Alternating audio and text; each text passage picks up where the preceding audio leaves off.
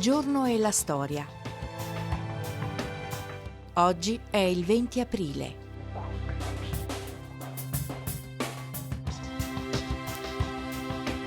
(1945). Pesanti bombardamenti sovietici a Berlino. 2010. Esplode una piattaforma petrolifera nel Golfo del Messico.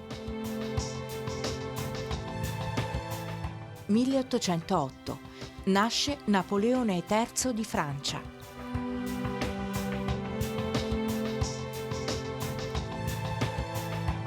Commenta il fatto del giorno Oscar Iarussi, direttore de La Gazzetta del Mezzogiorno. A Roma scompare nel nulla il grande economista Federico Caffé.